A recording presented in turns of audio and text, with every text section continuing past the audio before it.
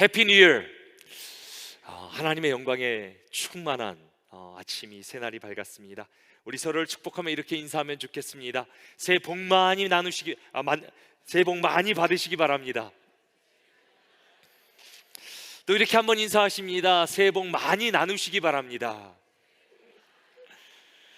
여러분들이 2025년 한 해 하나님의 충만한 복, 풍성한 복을 받으시고 또 누리시며 많은 분들에게 그 복을 나눠주는 축복의 통로로 살게 되기를 주님의 이름으로 축원합니다. 새해가 되면 사람들은 소망을 품고 한 해를 시작합니다. 여러분들에게는 2025년 어떤 소망이 있으십니까? 제가 세상 사람들의 생각이 궁금해서 올해 소원에 관한 설문조사를 찾아보았습니다. 여러분들은 2025년 세상이 어떤 것을 소망하며 나아간다라고 생각하십니까? 세상이 소원하는 가장 첫 번째는 경제적인 여유입니다. 흥미롭게도 한국과 미국 둘 다 경제적인 여유를 갖는 것이 가장 큰 소망이었습니다.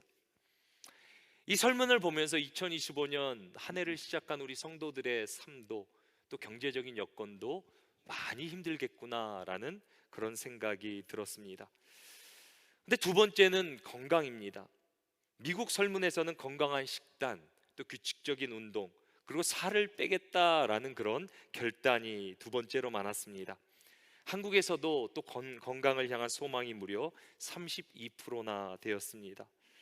우리 성도들 가운데서도 지금도 눈물로 건강의 회복을 위해 기도하는 분들 계십니다. 2025년 가운데 하나님께서 특별한 역사를 우리 가운데 주셔서 정말 치유와 회복이 우리 가운데 충만하게 임하기를 주님의 이름으로 축원합니다. 또 이 설문조사에서 흥미로운 사실이 하나 있는데요, 첫 번째, 두 번째는 한국과 미국이 비슷한데 세 번째는 완전히 다르다라는 사실입니다. 미국에서는 주변 사람들과 조금 더 시간을 더 많이 보내고 싶다라고 설문한 거에 비해 한국에서는 평화를 소망하는 분들이 많이 계셨습니다. 우리가 알다시피 우리 조국 대한민국은 불안한 상황 가운데 있습니다. 또 최근에 제주항공 참사로 인해 많은 유가족들이 큰 고통 가운데 놓여 있습니다. 새해를 맞았지만 한반도에 진행되는 상황들을 또 생각할 때 우리의 마음이 무겁게 느껴집니다. 우리는 조국 대한민국을 위해 계속해서 기도해야 됩니다. 특별히 2025년 우리 민족 가운데 모든 어둠과 분열의 영이 사라지고 놀라운 성령의 바람이 일어나게 되기를 주님의 이름으로 축원합니다. 세상 사람들은 많은 소망을 가지고 새해를 시작합니다. 하지만 우리는 올해 새해를 또 하나님께 첫 예배를 올려드리며 하나님이 가장 기뻐하시는 선교에 헌신하며 나아갑니다. 충현선교교회는 설립부터 선교의 DNA로 시작했습니다. 선교 우리에게 가장 중요한 것입니다. 충현선교교회는 선교에 생명을 걸었습니다. 오늘은 선교주의를 맞아 선교에 관한 말씀을 여러분들과 나누려고 합니다.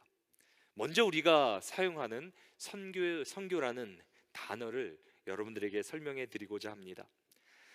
우리가 사용하는 선교라는 단어는 성경에 나오지 않습니다. 성경에 나오는 단어는 보내다라는 단어입니다.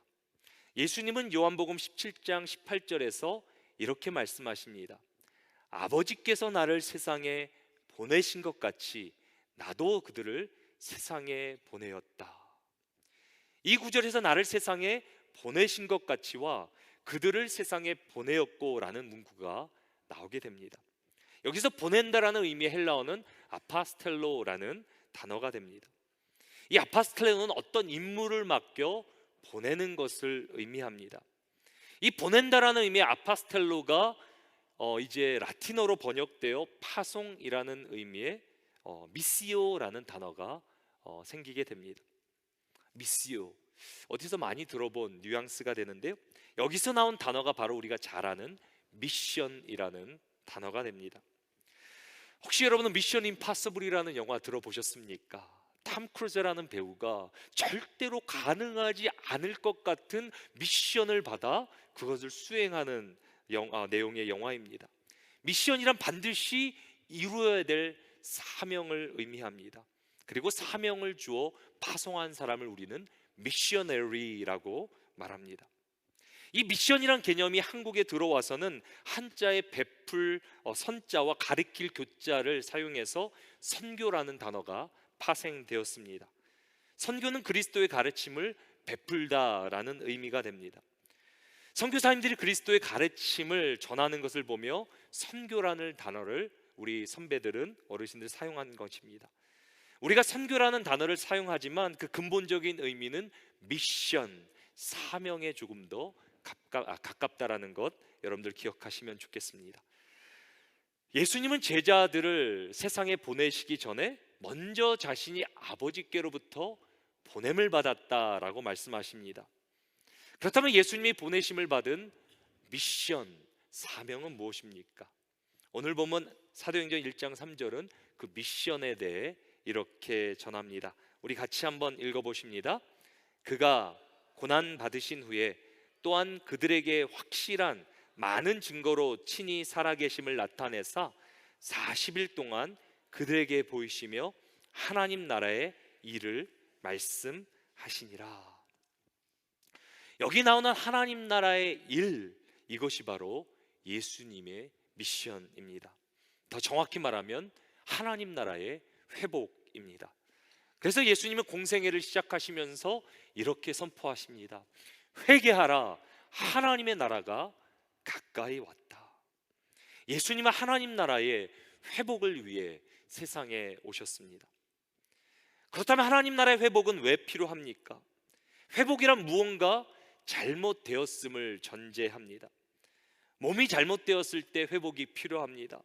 사업이 잘못되었을 때 회복이 필요합니다.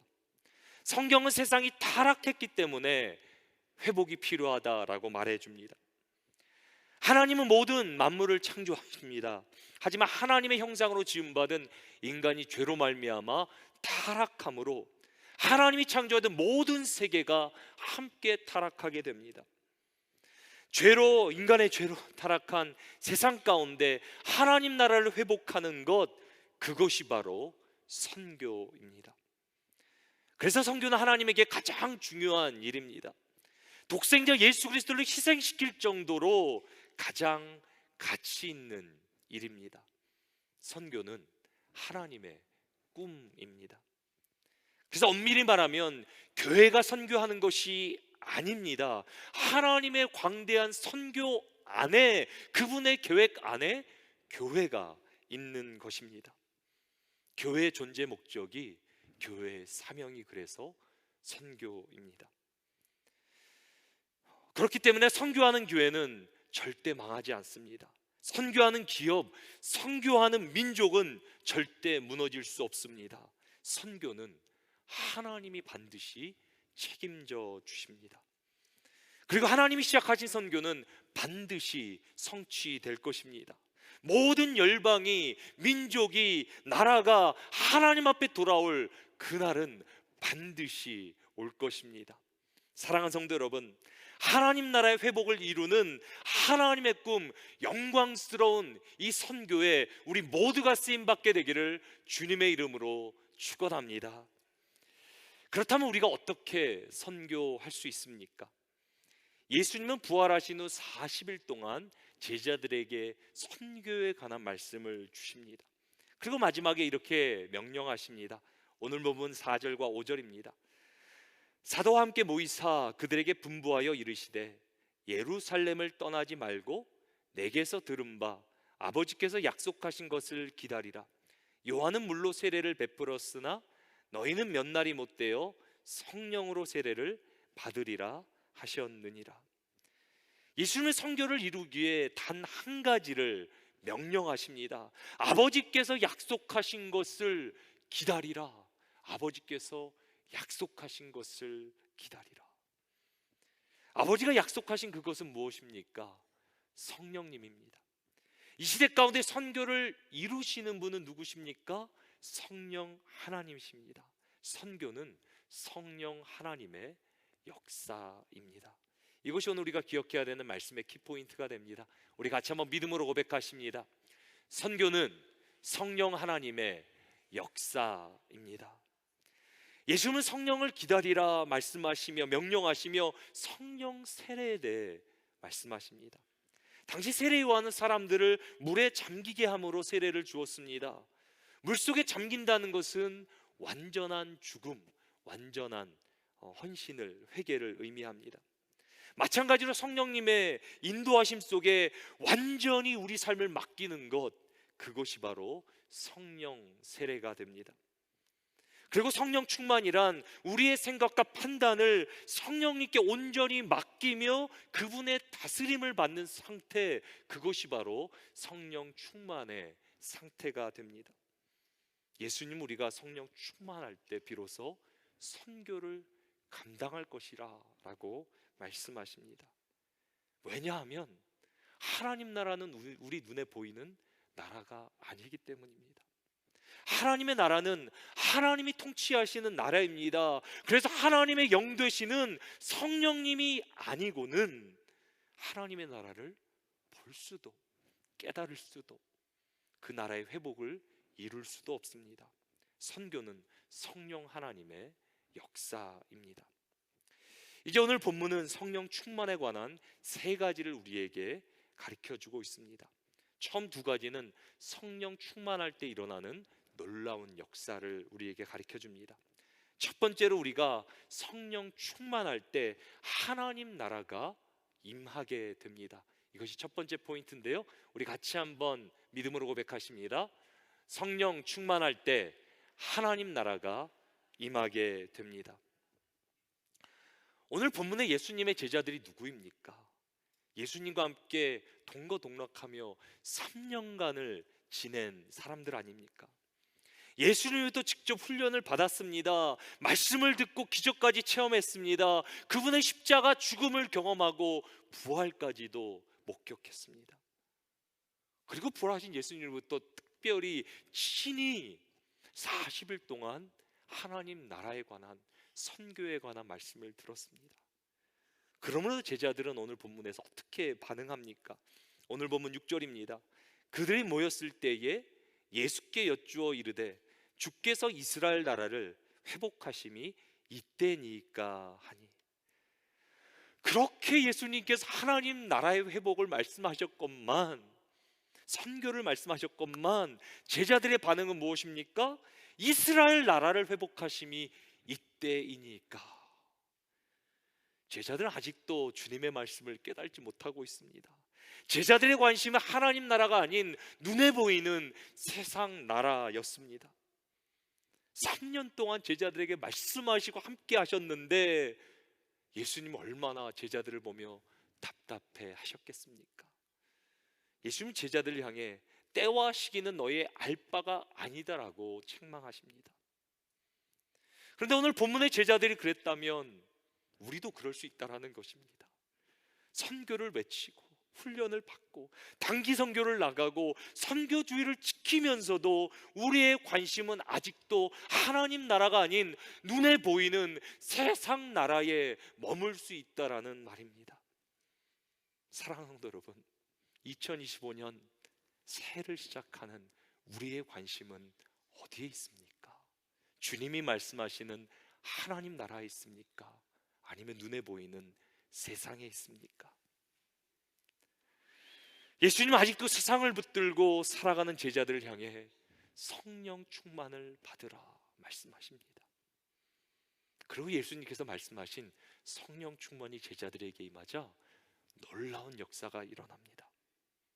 성령 충만한 제자들은 더 이상 세상의 말을 하는 것이 아니라 하나님 나라의 큰 일을 말하기 시작합니다. 하나님 나라의 환상과 비전을 보기 시작합니다. 이제 제자들에게는 세상 나라보다 하나님 나라가 성령 충만한 가운데 더 확실하게 보여지기 시작합니다. 성령 충만할 때 일어난 역사가 무엇입니까? 하나님 나라가 임하게 됩니다. 그리고 성령 충만이 임할 때 임하는 두 번째 역사가 있습니다. 우리가 성령 충만할 때 우리는 그리스도의 증인이 되게 됩니다. 우리 함께 믿음으로 두 번째 포인트 같이 한번 읽어보십니다. 성령 충만할 때 그리스도의 증인이 됩니다. 증인이 누구입니까? 실제로 무언가를 보고 만지고 듣고 경험한 사람을, 그것을 증거하는 사람, 우리는 증인이라고 말합니다. 그런데 우리에게 성령이 임하고 권능이 임하면 그분의 증인이 될 것이다 라고 주님은 말씀하십니다. 우리 사도행전 1장 8절 말씀 우리 같이 한번 믿음으로 고백하십니다. 오직 성령이 너희에게 임하시면 너희가 권능을 받고 예루살렘과 온 유대와 사마리아와 땅끝까지 이르러 내 증인이 되리라 하시니라. 많은 분들이 이렇게 생각하십니다. 선교는 선교사님들이 하는 일이라 라고 생각하십니다. 내가 선교를 돕기는 하지만, 또 장기 선교를 나가긴 하지만, 나는 선교를 돕는 거지 선교는 선교사님이 하는 것이라 생각하는 분들이 계십니다.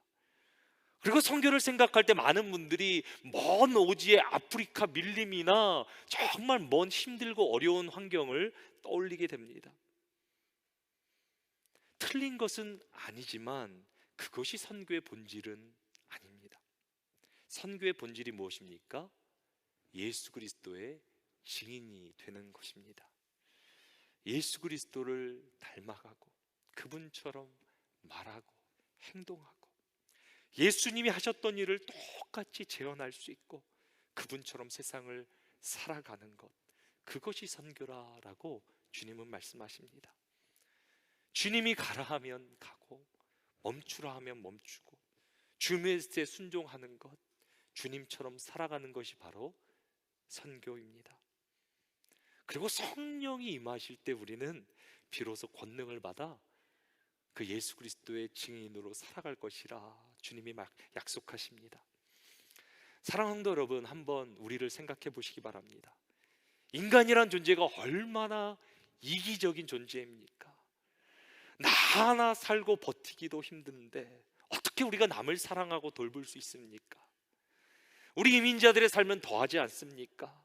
남들보다 더 부지런하고 열심히 일하고 경쟁해야 겨우 생존할 수 있는 것, 그것이 우리의 삶이라고 말하지 않습니까? 그런데 성령 충만을 받으면 달라집니다.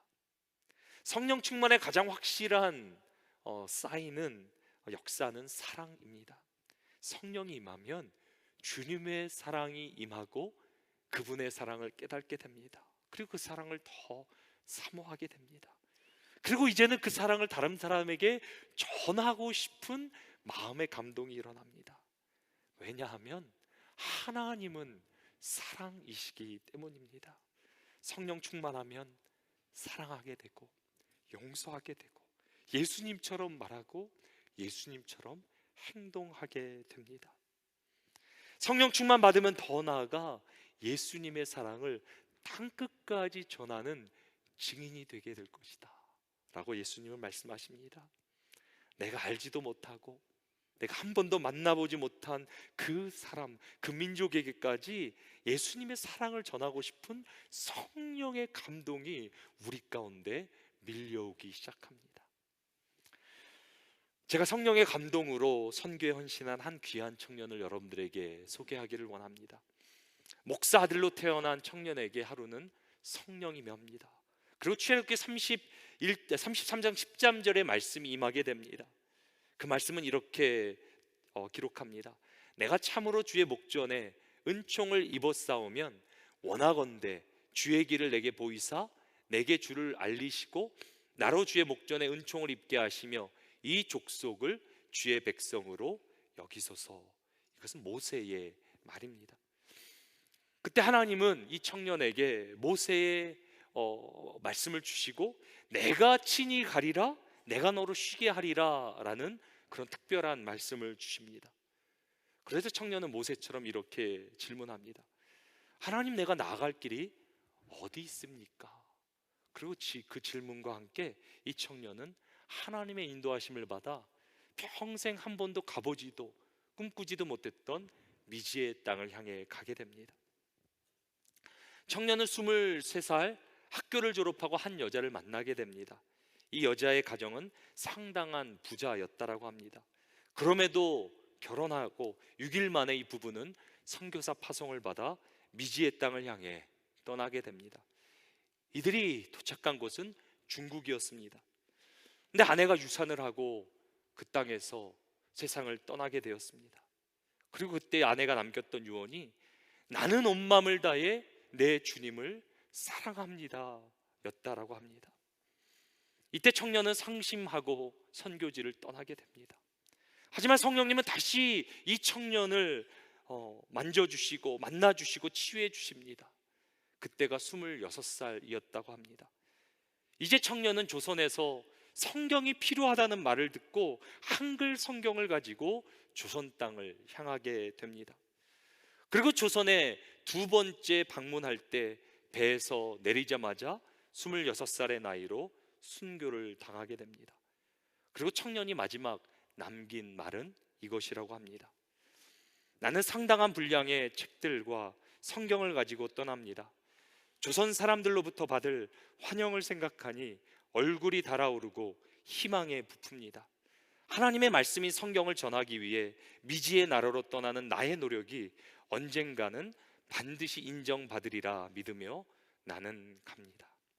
이 청년은 자기에게 칼을 가는 병사에게 성경을 전하고 이 나라와 백성의 삶 그리고 복음 전파를 위해 간절히 기도한 후 순교하게 됩니다.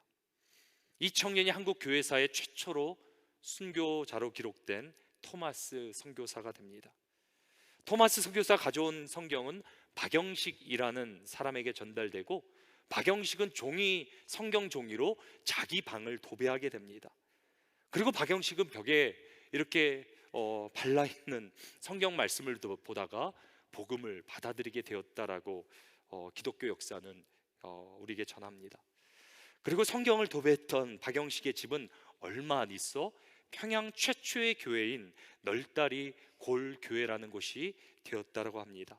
그리고 교회는 나중에 평양 장대현 교회라는 곳으로 바뀌게 됩니다. 이 장대현 교회가 바로 1907년 대부흥이 일어난 교회였다라고 기독교 역사는 우리에게 증거해 줍니다. 이것이 우리 민족 가운데 보여주신 성령의 역사입니다. 성령님은 토마스 선교사에게 임하셔서 듣지도 보지도 못한 조선 땅을 사랑하게 하십니다. 그리고 성령님은 토마스 선교사님이 그 조선 땅에서 주님의 증인의 사명을 감당할 수 있도록 끝까지 붙잡아 주십니다. 그리고 토마스 선교사님이 보여주었던 그 사랑이 조선 땅을 살리고 변화시키고 부흥을 일으키는 하나의 미랄이 되었습니다. 그리고 그 성령의 역사는 지금도 우리 가운데 진행 중입니다. 이제는 우리 한국 선교사님들이 토마스 선교사님 같이 한 번도 만나지도 보지도 못한 민족들에게 복음을 전하기 위해 땅끝을 찾아가 사역하고 계십니다. 우리 충현 선교교회 1호 파송 선교사님은 안명수 선교사님입니다.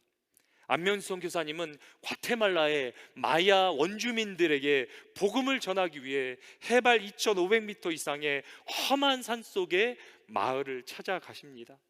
그리고 원주민들과 똑같은 삶을 살아가십니다. 같이 음식을 먹고 같은 공간에서 빈대에 물려가며 잠을 주무십니다. 1989년에 처음 파송되신 후 35년간 오늘까지 한결같은 마음으로 주님의 증인의 삶을 감당하고 계십니다. 그 이유는 하나입니다. 그리스도의 사랑을 전파하기 위해서입니다. 저는 우리 선교사님들이 얼마나 자랑스럽고 감사한지 모릅니다.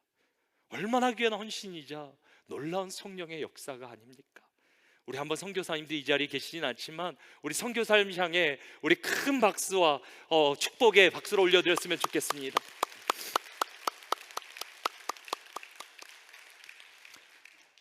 그런데 그리스도의 사랑을 열방에 증거하는 선교는 선교사님들 뿐만이 아니라 이제 우리 모두에게 주어진 사명입니다.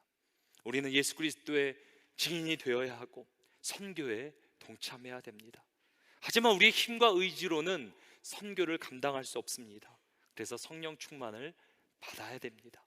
성령 충만함 받아야 권능이 임하고 예수 그리스도의 증인으로 우리가 살 수 있습니다. 그래서 우리는 성령 충만을 위해 기도해야 합니다. 이것이 오늘 마지막 포인트가 됩니다. 우리 같이 한번 믿음으로 고백하십니다. 성령 충만을 위해 기도해야 합니다. 예수님이 제자들을 떠나시기 전 단 한 가지를 명령하십니다. 바로 아버지가 약속하신 성령을 기다리라는 명령입니다. 사도행전 1장 4절 말씀 우리 함께 믿음으로 고백하십니다. 사도와 함께 모이사 그들에게 분부하여 이르시되 예루살렘을 떠나지 말고 내게서 들은 바 아버지께서 약속하신 것을 기다리라. 예수님의 승천 후 제자들은 명령에 순종하여 마가의 다락방에 모이게 됩니다. 그리고 아버지의 약속하신 성령님을 구하며 간절히 부르짖어 기도하는 가운데 10일 만에 성령 충만, 하나님의 약속하신 성령이 임하게 됩니다. 이것이 오순절 성령 강림 사건입니다. 제자들은 이제 기도 중에 성령 충만함 받아 예수님이 말씀하시는, 하나님이 꿈꾸시는 선교를 감당하게 됩니다. 선교는 성령 하나님의 역사입니다. 성령 충만하지 않고는 선교를 감당할 수 없습니다. 그래서 우리는 성령 충만을 위해 기도해야 합니다. 사랑하는 성도 여러분, 올해는 충현선교교회 설립 40주년이 되는 해가 됩니다. 작년 한 해 우리는 말씀을 즐거워하라는 고백을 가지고 말씀을 최고의 가치로 여기며 여기까지 달려왔습니다. 이제 우리는 말씀 붙잡고 기도함으로 성령 충만을 받아야 합니다. 성령 충만함 받아야 하나님의 사명을, 선교를 우리가 감당할 수 있습니다. 그래서 올해 우리는 설립 40주년을 맞아 너는 내게 부르짖으라 라는 주제로 하나님 앞에 기도의 생명을 걸려고 합니다. 성경에서 40이란 숫자는 완전한 연단의 숫자가 됩니다. 이스라엘은 광야의 40년 연단을 통해 약속의 땅에 입성하게 되고 예수님도 40일의 광야를 통해 사단의 시험을 이기셨습니다.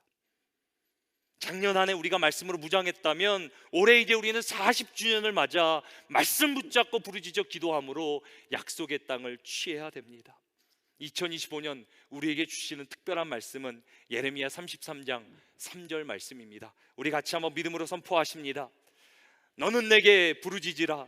내가 내게 응답하겠고 내가 알지 못하는 크고 은밀한 일을 내게 보이리라. 너는 내게 부르짖으라. 우리가 하나님께 부르짖어 기도할 때 하나님은 우리의 기도에 반드시 응답하실 것입니다. 그리고 우리가 하나님 약속하신 성령 충만함을 받아 하나님 나라의 크고 비밀한 놀라운 것들을 보게 될 것입니다. 올해 우리가 함께 부르짖어 기도하는 가운데 우리의 가정에, 우리의 일터에 하나님의 놀라운 브레이크트루, 부흥을 우리 모두는 경험하게 될 줄로 믿습니다. 이제 2025년 설립 40주년을 맞아 우리가 누려야 될 5가지 복을 우리가 함께 선포하며 나아가겠습니다. 우리 함께 1번부터 우리 함께 선포하겠습니다. 매일 말씀과 기도를 통해 하나님과 동행하는 복을 누리게 하소서. 기도 훈련을 통해 영적 습관이 세워지는 복을 누리게 하소서. 중보 기도를 통해 기도 응답의 복을 누리게 하소서. 구역과 가정에서 기도로 하나 되고 신앙의 유산을 남기는 복을 누리게 하소서. 기도를 통해 성령 충만함 받아 세계 선교를 감당하는 복을 누리게 하소서. 아멘. 아멘. 저는 올해를 생각할 때 얼마나 기대가 되는지 모릅니다. 제가 예전 우리 선배 목사님을 통해 들었던 것은 하나님께서 교회 가운데 말씀을 주시고 교회가 부흥을 경험할 때 성도들이 함께 부흥을 경험하며 성장하며 하나님의 복을 누렸다라는 저는 그런 간증을 들었습니다. 올해 하나님께 우리 충현선교회 가운데 특별한 40주년을 주셨습니다. 하나님께 놀랍게 역사하실 텐데 교회와 함께 여러분들 가정과 일터와 여러분들의 삶이 함께 성장하며 부흥을 경험하게 되기를 주님의 이름으로 축원합니다. 이제 마지막으로 우리 오른손 들고 2025년 주제를 3번 힘차게 선포하며 나아가도록 하겠습니다. 2025년의 주제가 무엇입니까? 너는 내게 부르짖으라입니다. 우리 같이 오른손을 들고 우리 한번 크게 3번 너는 내게 부르짖으라 해야 되는데 여러분들 안 하시면 제가 뻘쭘해집니다. 여러분들 저를 잘 도와주시고 믿음으로 우리 주제를 선포하며 2025년을 힘있게 나아갔으면 좋겠습니다. 시작. 너는 내게 부르짖으라. 너는 내게 부르짖으라. 너는 내게 부르짖으라. 아멘. 아멘. 2025년 우리가 함께 부르짖어 기도할 때 성령 충만함 받아 하나님 나라의 놀라운 회복과 부흥을 살아감으로 세계 선교를 감당하는 우리 충현선교교회 모든 성도들 되기를 주님의 이름으로 축원합니다.